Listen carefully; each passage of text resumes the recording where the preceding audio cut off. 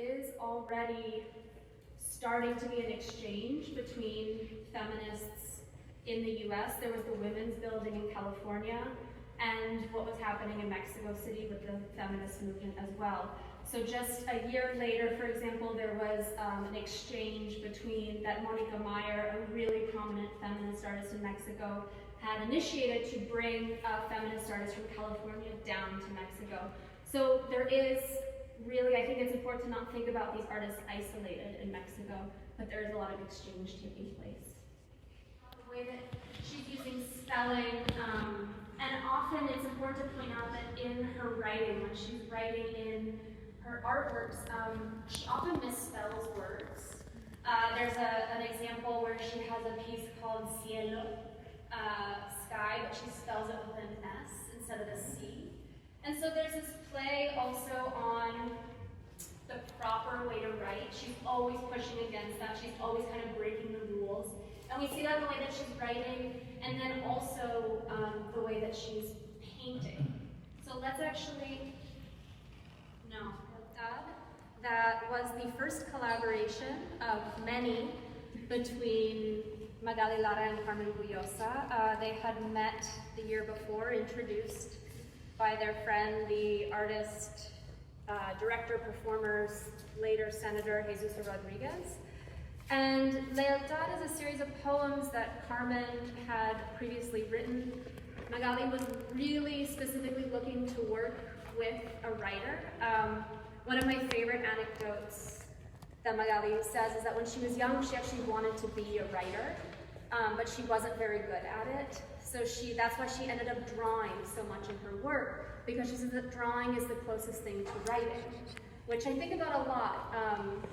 And especially someone who focuses on drawings in my own work, thinking about that real deep connection between the act of writing and drawing as a way of thinking and communicating.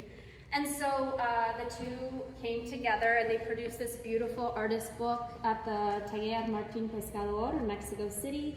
And you'll see that, and again, please come close if you haven't seen the works. You can also flip through and see some of the pages here. But it's about this topic of loyalty and so many different meanings of what it means to be loyal. I think loyal to kind of the standards, again, of like how a woman should behave, what a woman should be, loyal in relationships as well, in romantic relationships. But the imagery is very violent. You'll see there's these sewn lips. Maybe you noticed the lips before in the drawings we were just looking at. So these motifs are coming up again and again. There's actually a page here that talks about a leg being cut and devoured, and you see that on view here, a leg being cut with scissors. Scissors are another motif that come up often in her work. These domestic items, right, that she's using, kind of subverting in this very violent way. And we see a mouth devouring this leg, which is reflecting what the text says. So it was this real collaboration between the two. I don't know if you'd like to say anything about it. How was the experience working on it? Well, we tried before with a novel, and she did the very first pages in one big page, and I had problems with the novel. It was a very violent book against my father, and when I saw the images and it was so explicit, the violence, I told her, no, let's do something else. And she didn't took it for bad or whatever it is, and I had these very violent short poems. I gave them to her, and she did something incredible. So I used then, as a poet, work with this guy who hand printed the books in a very elegant way. Juan Paz for his hand printing press, beautiful books. Octavio Paz had a book there. Very important poets had books there. And I had published with him already a couple of books, and I showed him the original. And he said, over my corpse. This is not for my press. And I told him, please, I'll print it myself. So I did the photogravures, and I learned how to print. And Juan Pasco, the printer, was generous and puzzled, and he showed me how to print. So it was the first book I printed. And we printed page by page, and I printed page by page with a young to-be printer that worked with Juan Pasco. We did it, we first wet the paper, then we printed page by page, then we let it dry, then we folded it, then we bounded it, all by hand. And then when we already had it, we distributed some copies among artists and poets, and Magali and me also, we started changing the pages, and we did some originals, as we did then later with other books. Yeah. And then I was so happy with the printing experience and the independence of doing my own books that I bought my own press, I put it in my garage, and I did several books. The next I did was with other 6 women. I did a poetry carpeta de poemas with Rowena and Magali and poets, the biggest poets of my generation that happened all to be women. And I printed in papel de China, I don't know, this kind of paper that is very fragile and very thin. So it was a big challenge as a printer and almost a volatile book. And from there on, the book with Magali opened for her and for me a press adventure. And we did other books after that. And it was a pretty beautiful experience, that one. And the power of her paintings, drawings is incredible. And then in the copy you see in the screen is one of the copies that she then watercolored. But we had others with Georgina Quintana and other artists that did things on them, and Magali and me, and I copied the paintings and did other texts, and it was like if it was a hen and not a book and had a lot of eggs. Yeah.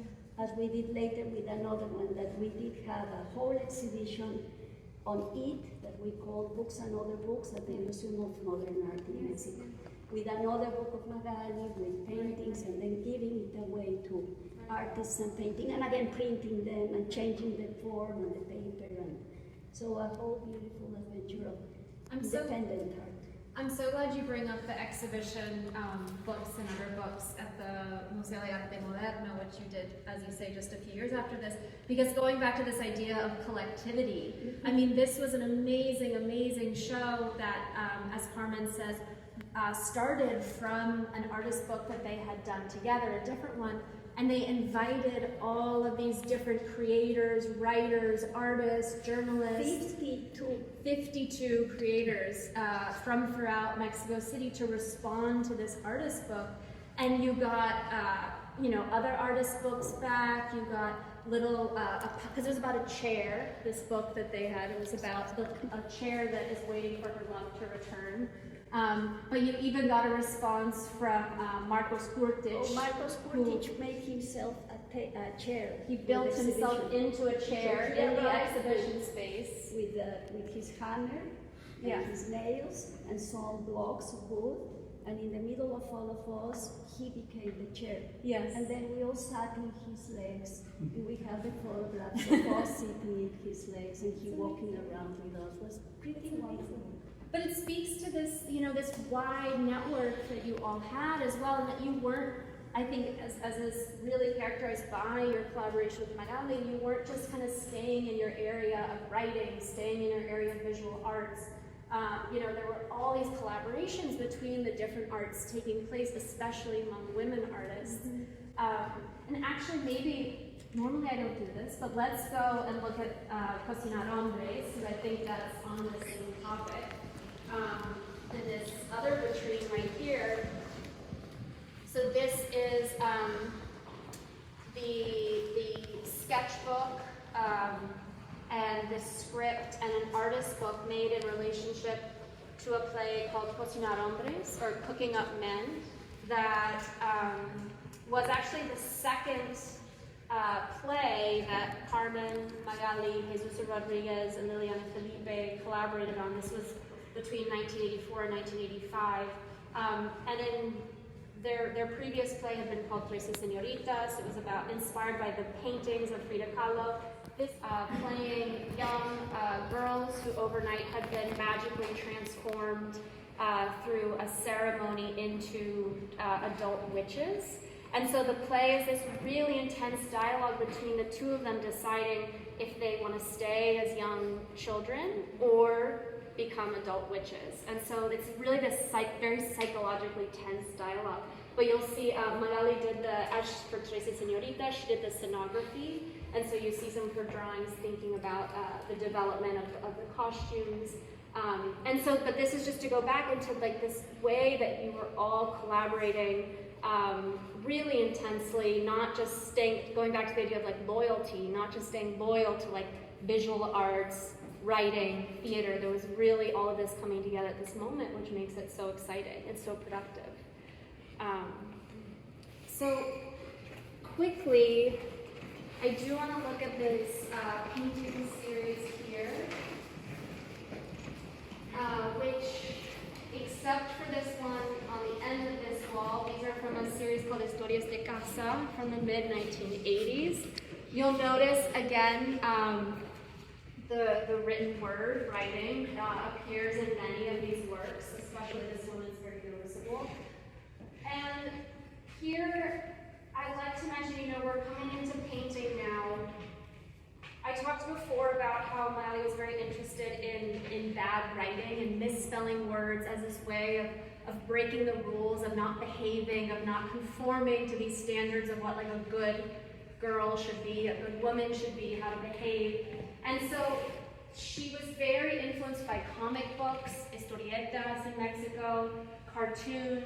And so you really see that influence in her painting, right? It's almost the style like bad painting that she's playing with, where you see these bright colors, really contrasts and shades. And you're also seeing, this is called stories of home, historias de casa. So you see these spaces that women were supposed to be in, right? Historically speaking, traditionally speaking, such as the kitchen. You're also seeing bathrooms. This is the painting I would take home, I have to say. I was saying to someone earlier, I always play the game, what would I take home, what would I buy for the museum? This is the one I would take home. I love this painting. It's of a toilet, it's of the bathroom, and she loved this idea of like the dirty spaces that women weren't supposed to be and representing those really up close, which I just think is fantastic. You'll notice also that in Historias de Casa, in these paintings, in this series, we don't see the female body. We don't see a person. We see objects of the home.